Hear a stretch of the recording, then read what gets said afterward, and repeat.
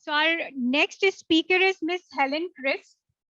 She is the editor-in-chief of British Medical Journal Open Quality, and she will be speaking on the topic strengthening capacity for peer review.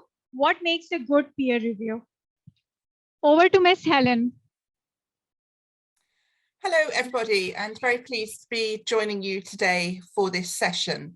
So, yes, my talk is about working towards better peer review, which I hope you'll find very relevant. And just to give you a quick overview of what I'll be covering in the next 20 minutes, I think it's helpful to give an overview of the journal of which I'm the editor, BMJ Open Quality, as that sort of helps set what I'm going to say about peer review in context for that journal. I'm going to talk a bit about the editorial process so that you understand just the basics of what happens once you submit a paper, particularly thinking about the role of peer review in the research publishing process, and how can we ensure constructive and useful comments through the peer review process. So first of all, to give you a quick overview of BMJ Open Quality, I'm sure many of you, if not all of you, will be familiar with the BMJ, the British Medical Journal itself. Alongside that, the flagship journal, BMJ also publishes a whole host of other clinical journals, some very specialist, some generalist, some linked to learned societies. Some of these are in print, but increasingly they are online. And BMJ Open Quality is a purely online open access journal. So as the title would suggest, it's focused on quality improvement. We are sort of what's really called a sort of second tier journal.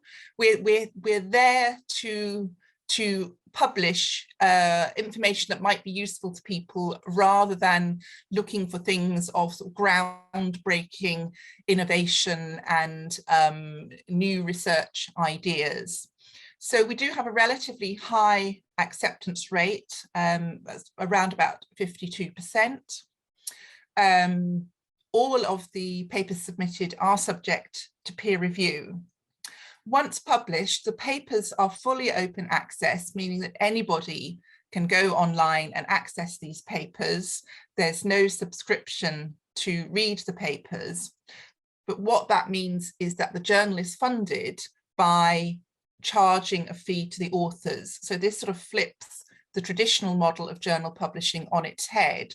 So you have the benefit that anybody can access the paper, so there's no barrier to gaining the information, but the funding model comes back onto the research institutions or healthcare institutions which pay a fee to get the work published. As I've said, it's online only. There's no sort of hard paper copy that you can actually pick up and thumb through, and it is PubMed indexed. So the publishing niche, if you like, the purpose of the journal is primarily to publish well-written, what we feel will be useful quality improvement reports, providing information so that people can read about the work that others have done and see how they might build upon it, pick up useful ideas, and generally read around the subject before. The idea is people will read around the subject, read what other people have done before launching into doing a quality improvement project, so that they're learning and building on what has gone before. The journal does publish other types of papers. We publish some original research where people have done something that's more of a research study rather than reporting on a QI improvement. We publish systematic reviews, narrative reviews, reports about research methodology in quality improvement, and reports about education for quality improvement. So it's all focused on quality improvement, but if you like, what we would call the bread and butter, the main type of papers that we're publishing are QI reports. So as I've said, all papers are peer reviewed. It's funded by the article publishing charges. We average around 15 to 20 papers per month. They all go up online on a sort of continuous rolling process. And we also publish special supplements. And we'll be working on a special supplement with papers from Pakistan. So very much looking forward to seeing those papers coming in. So to tell you a bit about the editorial process, I'll just talk through this diagram. I mean, this is obviously massively simplified, but this will be roughly the same for many other journals. So everything is done online. So papers are submitted online through a portal, the ScholarOne portal. Every paper comes to me for editorial review, and I take an initial decision: is this paper suitable for the journal, or is it not? And can make instant reject decisions at that stage, particularly if the paper is not really focused on quality improvement, or if it's a very poor quality. If, however, it looks as if it's reasonable, it's a potentially interesting report of some quality improvement, either direct work or research, we then have a decision to send it out for peer review. And this is where associate editors get involved. I allocate the paper to an associate editor and they select peer reviewers.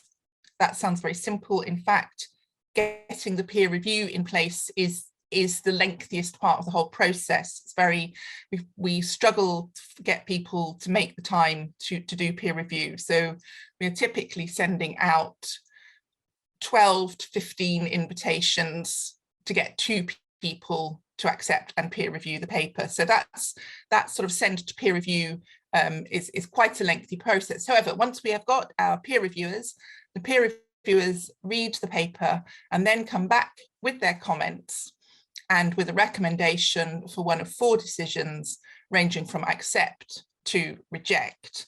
Very few papers go immediately to accept. There's usually some sort of revisions that need to be done. So the majority of papers come into the minor revision or major revision pool. Equally, at the peer review stage, the peer reviewers have taken a more detailed look at the paper. They will be more expert than I am in the subject that the paper is focused on, and they may come back with a reject decision, in which case the paper is out of the system. Where the decision is for minor revision, that gets sent back to the authors, is then sent out to be back to the peer reviewers. Are they satisfied with the revisions? Have they got further comments to make?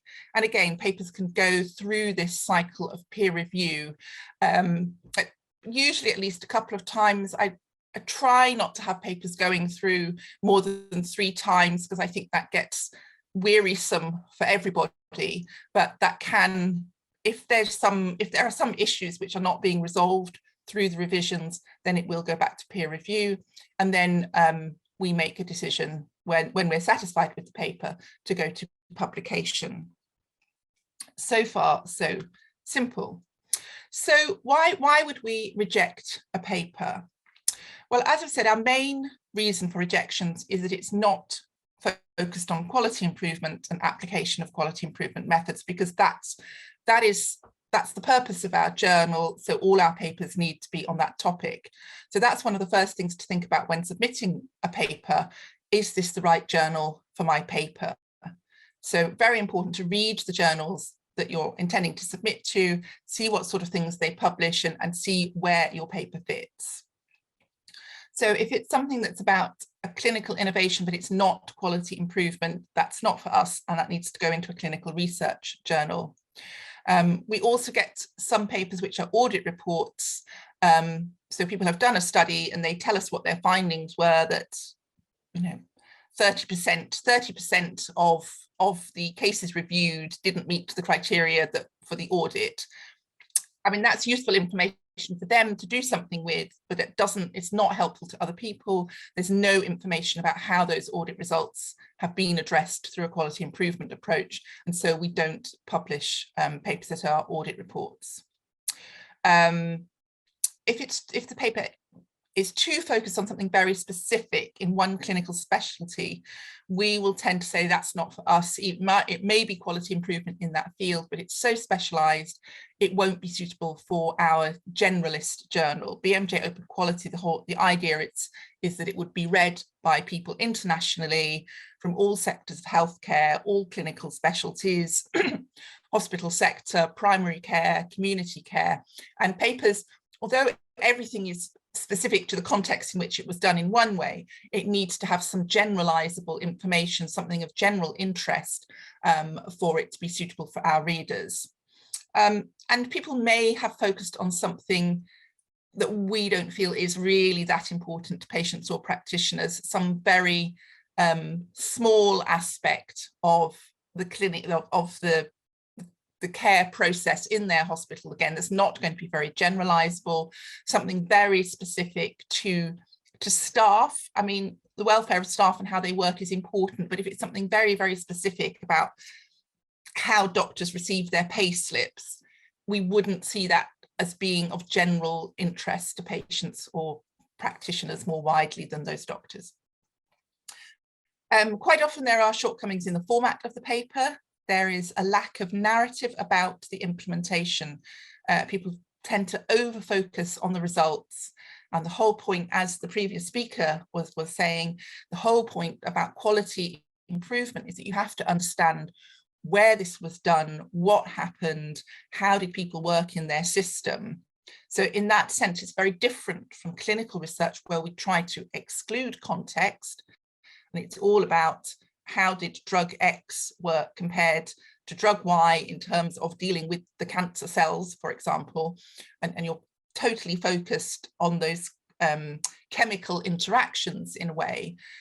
Quality improvement is all about the context, all about the people involved, all about the system. And we find that often there is a lack of information about that in the narrative. So it makes it very hard for people to understand and to know whether they could replicate it. There are sometimes incomplete or inappropriate statistics or inappropriate statistical analysis. And sometimes we just find, again, that it's unlikely to impact on practice. It's so sort of slight that we don't really feel it's worth taking forward. Or people are overclaiming. They've done a small piece of quality improvement and are making a big claim about how that has solved length of stay or led to better outcomes, and they've not really taken account of what else is happening in the system, what's the general flow of improvement, what's the sort of the rising tide of improvement in that sector, and they're sort of claiming without really being able to show the causation that their intervention has led to all these changes. So those would be some of the main reasons why we would reject a paper for publication. So we're not looking for novelty, it doesn't have to be groundbreaking, we're looking for competent, well-reported quality improvement in action and well-reported research, even if it is research that is repeating something done elsewhere but in a different context, we would publish that research. So a little bit different from something that would be a leading clinical journal in its field. So in order to help us with those decisions about whether a paper is suitable for publication or not, the role of the peer reviewer is absolutely vital, and they really are the sort of the hub of the whole process. So we need to find peer reviewers who are going to be able to critically appraise a paper based on their experience in the field. So they need to have, we try to find peer reviewers who are working in a similar context to the paper, again, because it's quality improvement rather than the absolute detail of clinical practice, it can be fairly general about the experience matching.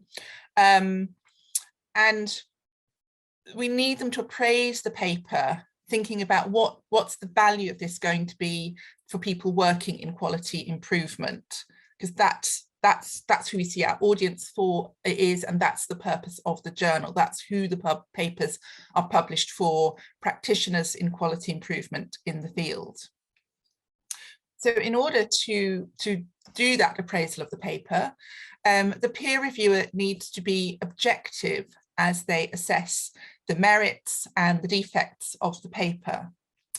The role is to come to a view about the paper and then to provide useful comments in the main to help improve that paper so that it comes up to a publishable standard, and that knowledge can then be shared with people working in healthcare.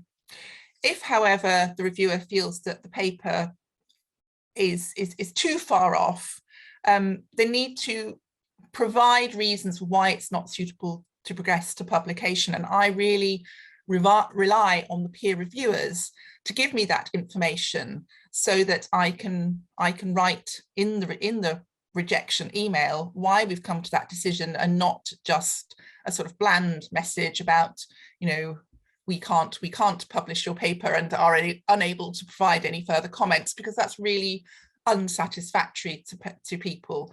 The peer reviewers may have found that the paper was lacking, but whatever, somebody has worked, a group of people usually have worked hard to put that paper together and to try to express what they've done in their quality improvement work. And we need to be constructive as we tell people that's not going to go forward for publication, and to give some reasons why that has been the decision. So as I say, the peer reviewer is essential to help editors in their publishing decisions. As you know, the editor can never have the breadth of knowledge across their field, and certainly for a generalist journal like BMJ Open Quality, you know, I can't possibly know all the ins and outs about every sector of healthcare. So I'm relying on the peer reviewers to know whether what they're reading makes sense for their sector, and whether, you know, their view on whether people in the sector would find it interesting. So the peer reviewer helps the editor make those publishing decisions. And, you know, we'd really be operating blind without it. So they are very much the engine of the journal. Yes, you know, obviously we need the authors to write the papers, and that's usually groups of people who are working together. And in the quality improvement world, that's mostly people who are not full-time researchers. People are doing this on top of a busy clinical role. So, you know, the authors are essential, and we really want to support them. And we need the peer reviewers to help in this editorial process so that we can provide helpful comments, encourage people, help them get their papers to a good state so that they can be published, or in a way provide kind and considered guidance so that will help to do either to restart the paper, or to in the future to do another paper that will have more chance of being successfully going through to publication. So as I said, the peer review is the rate limiting factor. If we can't get people to do peer review, that really slows down the time in which we can process papers and go from submission of the paper to a decision about whether that's going to be rejected, or whether that paper can go through and be published in the journal. So, you know, we rely on peer reviewers. We're very grateful for their input. And the other thing I should say is that it's voluntary. So nobody really gets paid for this work. The authors may be doing it as part of their paid work, but generally it's, as I say, it's on top of their clinical role. The peer reviewers are doing this on top of a clinical or research role. It's voluntary. The associate editors are working in a voluntary capacity. So it really is on goodwill that this keeps going, and that we are able to share our quality improvement knowledge through the publication process. So very important that people sort of approach this in the right spirit and respectfully, and help people improve their papers through constructive and useful comments. So what are we dealing with? We tend to have reporting bias. So people may be involved in several quality improvement initiatives. They might have done 1 or 2 quality improvement projects, and papers tend to get written up when the work is deemed to be successful. And that's very understandable, because we feel, oh, we must share this has been great, other people could be doing this, and we want people to know about our success.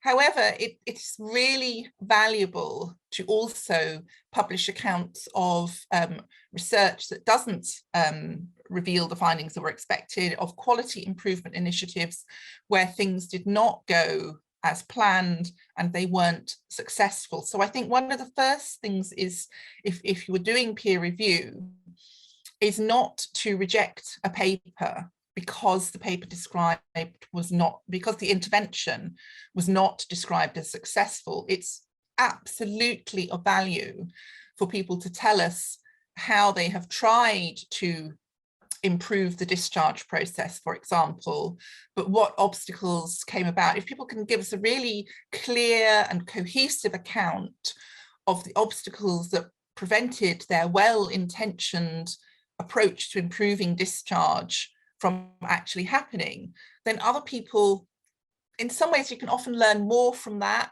than when we just get this description of something that went incredibly well, it all worked smoothly, because unless we understand what potential hurdles and barriers may be, other people won't be able to develop more successful approaches. So what's, I would really be very pleased to see more papers submitted where people are giving a really good, coherent, step-by-step account of something that didn't work, because there's such a tremendous amount that we can learn there. But we do have this reporting bias that people want to share success and not what might be perceived as failure. And then within the papers, there is a content bias in that we tend to get an over-focus on results.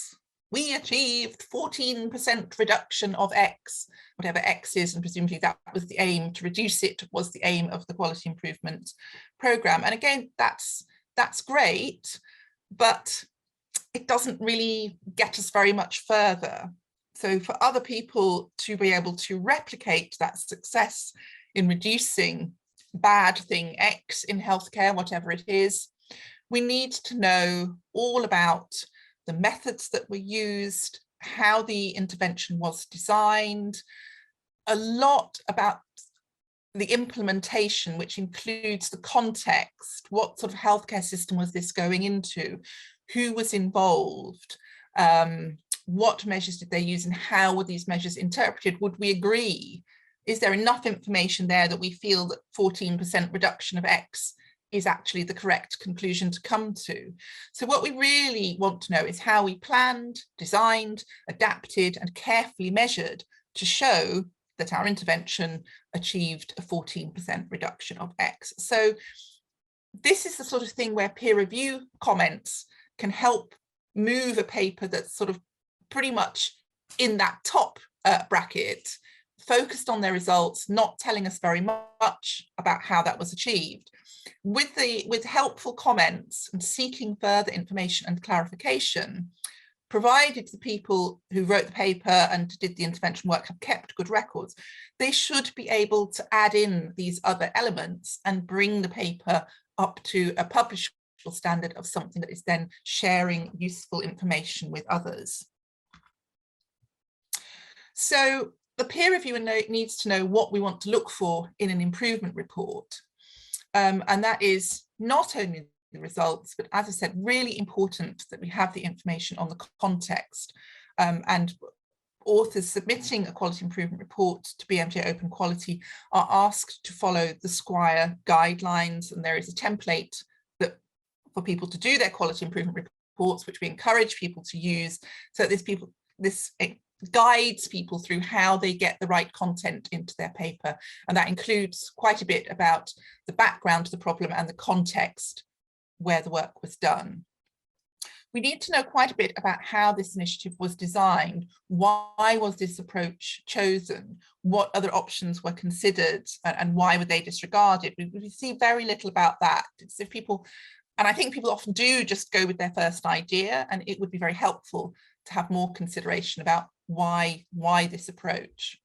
We need to know about all of the core components that make up the intervention so that people really understand what those were, and not just to be, you know, we ran a training session for ward staff.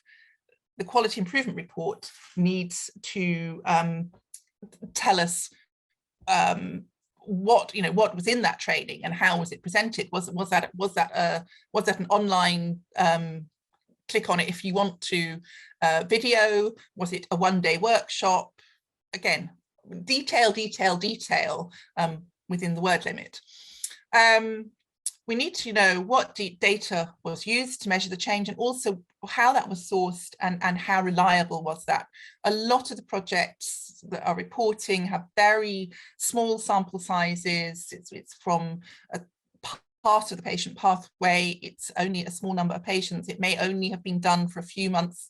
And these are all limitations, and they need to be very clear that there might be something useful here, but what was the sample? How long was this run? So that people can make their minds up as to whether they think it's credible and would it be sustainable. We need to know about the challenges. Don't just scoot over these. Nowadays, quite a lot of interventions depend on making some change to the electronic patient record. Now, you can't just, as a quality improvement project, unilaterally start making changes to your hospital EMR system, but it's written as if the project team decided this, and the next day, bingo, the EMR had this new field in it. But well, we know that doesn't happen like that. So it's very important to really explain, how do you get that to happen? How do you work with the data department, your IT people, the records department to get the change that you need? And any other sort of different challenges. Again, the last speaker spoke about, communication and involving the whole clinical team. If the nurses weren't on board, if the pharmacists weren't on board, how did you overcome that challenge? How did you get them involved? And what would you do differently in the future? So again, that's some of the reflection on the work, so that as well as presenting what you've done, you also share your learning and reflections from it in the report. So to complete a peer review, first of all, it's about reading the paper.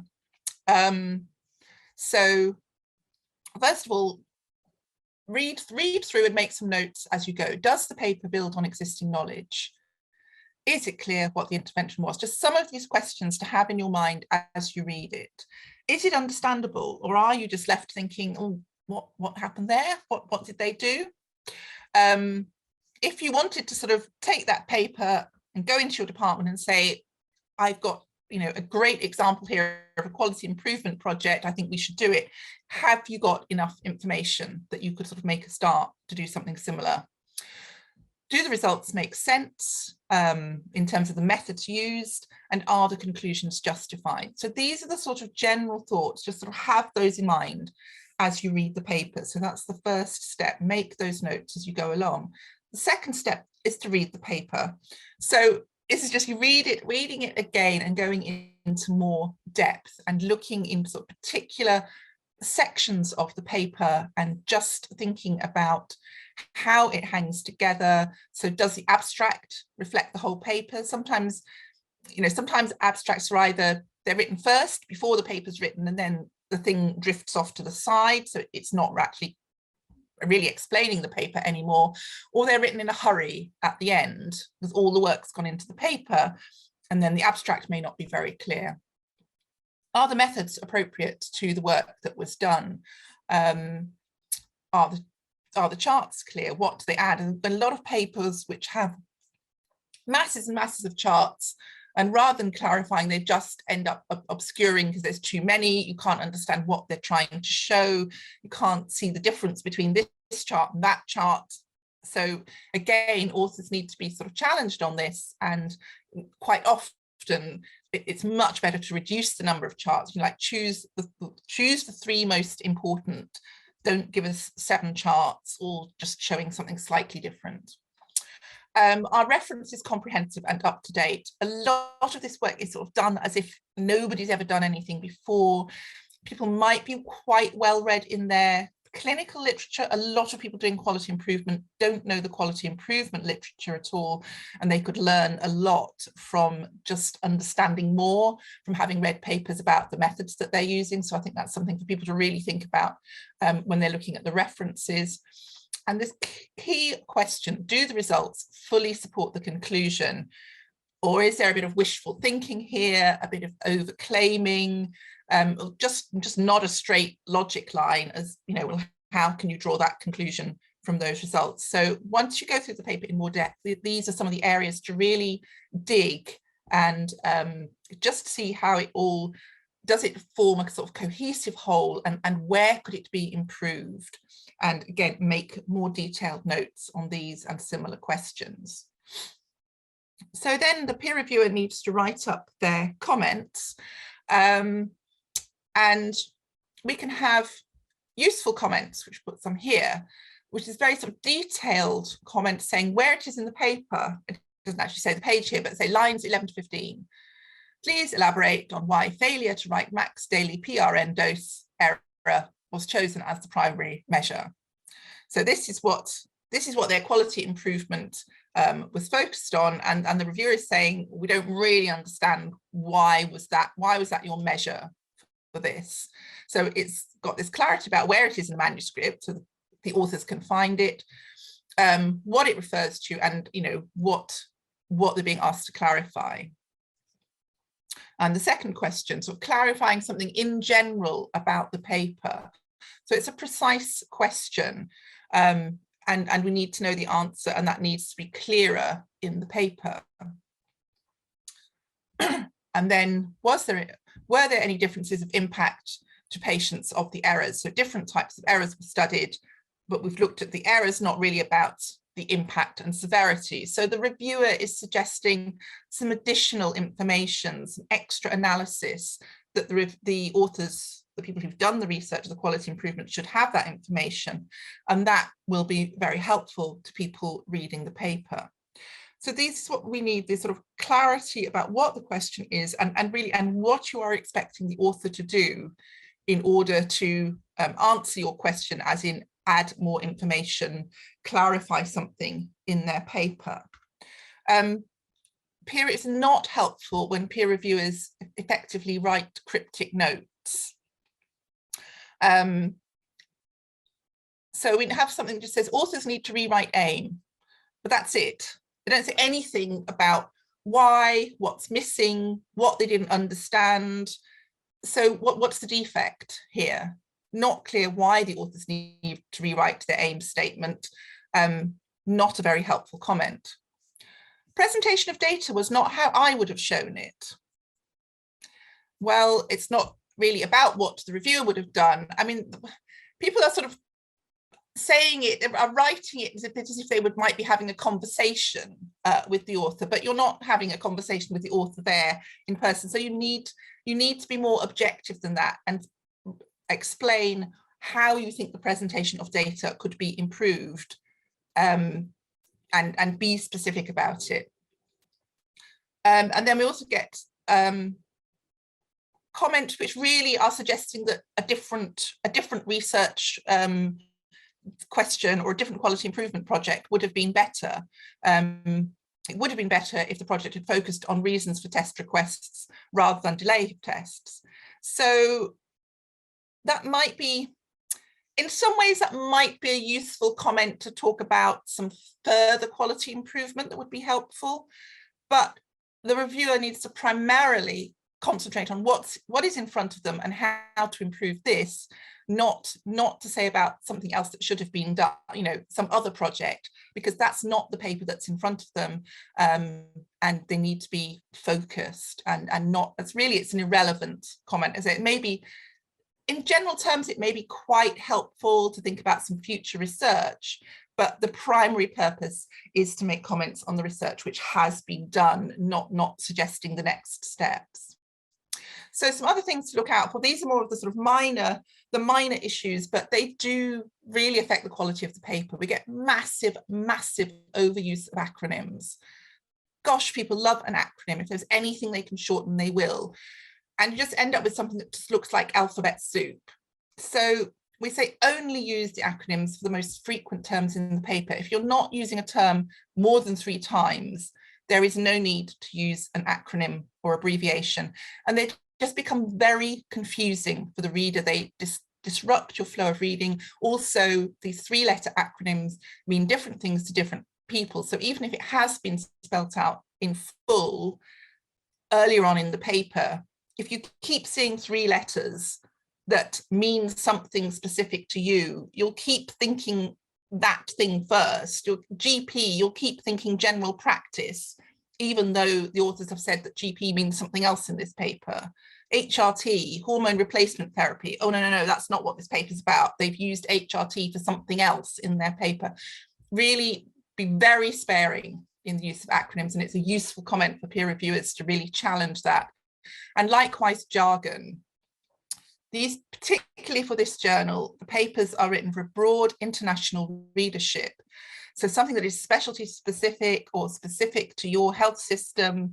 We get an awful lot of this with papers from the English NHS, just written in NHS speak, and would be incomprehensible to somebody international. So again, we need people to think about that.